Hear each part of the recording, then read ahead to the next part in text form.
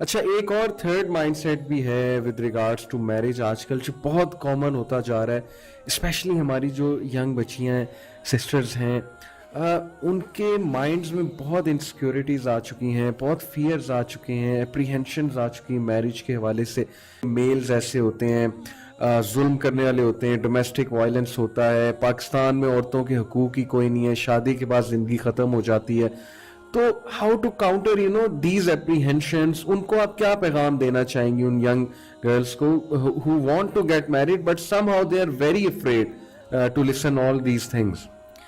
یہاں پر سب سے پہلے نا میں ایک تو ایڈوائز دینا چاہوں گی گھر کی ان خواتین کو جو میرڈ ہوتی ہیں اور جب ان کو موقع ملتا ہے ان کے ہسبینڈ کے ساتھ کوئی مسئلے مسائل، ان کی میرڈ لائف میں کوئی بھی ایشوز آتے ہیں نا، تو وہ اکثر اوقات جا کر نا اپنی چھوٹی بہنوں سے یا جو مدرز ہیں وہ اپنی بیٹیوں کے ساتھ یا پھر اپنی ان میرڈ فرینڈس کے ساتھ جو ہے نا وہ نیگیٹو اسپیکٹس شیئر کرتے ہیں. تو مجھے ایسے لوگوں کو سب سے پہلے تو یہ ضرور ایڈوائز کرنی کہ اگر آپ پھر جب اپنے ہسبینڈ کی ساری برائیاں جہاں شیئر کر رہے ہو نا، تو پھر جب وہ آپ سے صلح کر لیتے ہیں، آپ سے معافی مانگتے ہیں، تو پھر ان کی اچھائیاں بھی ضرور ان سے شیئر کیا کریں، کیونکہ یہ چیز ہم بھول جاتے ہیں. اس وقت ہمیں ایمپتھی چاہیے ہوتی ہے، اس وقت ہمیں کوئی سننے والا چاہیے ہوتا ہے کہ جس سے ہم دل بھر کر اپنے جو ہے دل کی بھڑاس نکال سکیں. تو ہم انہیں تمام باتیں بتا دیتے ہیں کہ ایک ایک ڈائلاگ بتا دیتے ہیں کہ یہ کہا اس نے، پھر یہ کہا، پھر یہ کہا، پھر یہ کہا، یہ سب کچھ برا تھا. اور بعد میں جب وہ پوچھتے ہیں کہ اچھا پھر کیا بنا جھگڑے کا، ہاں نہیں وہ مسئلہ حل ہو گیا تھا. آپ ان کو باقی ڈیٹیلز بھی بتائیے نا پھر کیسے مسئلہ حل ہوا تھا، کہ انہوں نے سوری کہا، اپنی غلطی کو ریئلائز کیا یا نہیں کیا.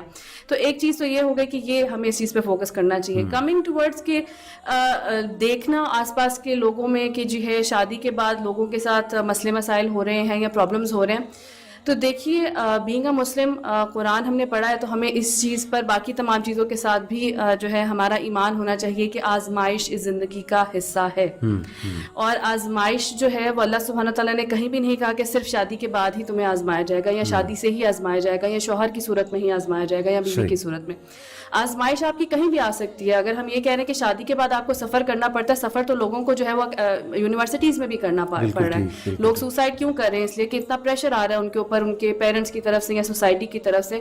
تو پھر ہم سوسائٹی میں بھی نہ رہیں، ہم سوسائٹی کا بھی پھر پارٹ نہ بنے. اسی طرح سے جو ہے اور بہت سی چیزیں ہیں، کارز میں ایکسیڈنٹ ہو جاتے ہیں، پھر ہم کارز کو بھی چھوڑ دیں کہ جی لوگوں کے کارز میں جو ہے وہ ایکسیڈنٹس ہوتے ہیں، ہمیں کار میں نہیں بیٹھنا چاہیے، پیدل سفر کرنا چاہیے.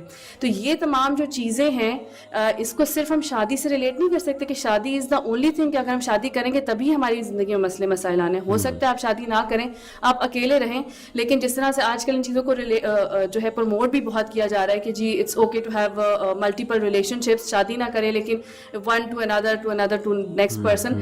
اس سے آپ یہ دیکھیں کہ آپ کو ایموشنلی آپ کتنا افیکٹ ہو رہے ہوتے ہیں، اور اس کا اینڈ رزلٹ یہ ہو سکتا ہے کہ آپ ڈپریشن میں جو ہے آپ کا اینڈ ہو جائے، آپ ڈرگز میں چلے جائیں یا آپ کسی اور چیز میں چلے جائیں. تو اس لیے اس سوچ کو بدلنے کی ضرورت ہے. اگر آپ کے لیے کوئی آزمائش لکھی ہوئی ہے وہ کسی بھی صورت میں آ جائے گی. ہو سکتا ہے آپ کی شادی تو ہو جائے اور شادی آپ کی بہت اچھی چل رہی ہو، ہسبینڈ بھی اچھے مل جائیں، آپ کو ساس بھی اچھی مل جائے، آپ کی اولاد نہیں ہو رہی ہے، آپ میں کوئی مسئلہ نکلا ہے. تو اب ہم کیا اس چیز کو بھی ایشو بنا لیں گے کہ جی شادی کے بعد اولاد نہیں ہوتی لوگوں کی اس لیے شادی نہ کریں؟ تو اٹ از ناٹ نیسیسری کہ شادی کو ہم اس چیز سے بس ریلیٹ کر دیں اور یہی سوچتے رہیں کہ جو ہے نا میرڈ لائف جو ہے وہ انسان کو نقصان ہی پہنچائے گی یا شادی کرنا انسان کے لیے نقصان دہ ہے. We need to change that.